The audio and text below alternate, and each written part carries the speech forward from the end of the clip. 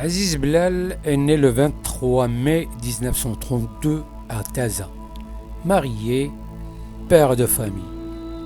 Il poursuivit ses études primaires à Oujda, où il fut un élève brillant. En 1951, il regagne Rabat pour y préparer sa licence en sciences économiques. En 1960, il sera chargé de mission au plan, où il participa à l'élaboration du premier plan quinquennal. En 1959, il accéda dans le cadre d'un gouvernement de coalition nationale présidé par Abdallah Ibrahim au poste de secrétaire général du ministère du Travail, et c'est, il faut l'avouer, grâce en grande partie à lui que la législation du travail fut révisée et améliorée. Aziz Blal démissionna aussitôt de son poste à la demande de son parti. En 1960, il intégra la faculté de droit de Rabat où il enseigna l'économie.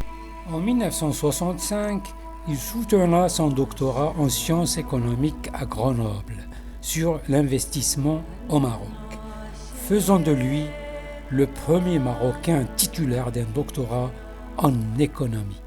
En 1968, il participa à la fondation du Parti de la Libération et du Socialisme, dont il était membre du comité central et du bureau politique. En 1974-1975, il participa à la fondation du Parti du Progrès et du Socialisme, dont il fut membre de son bureau politique.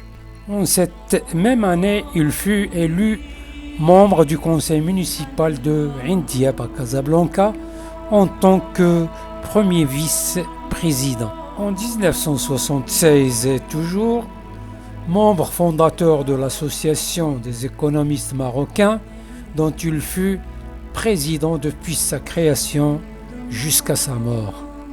De 1976 à 1982, il fut élu à 3 reprises par ses collègues à la tête du département des sciences économiques de la faculté de droit de Casablanca. En 1980, publication de son ouvrage Développement et facteurs économiques, un produit de plusieurs années de réflexion et de pratiques politiques et syndicales. Le 23 mai 1983 fut le jour de sa mort tragique à Chicago dans des circonstances troublantes.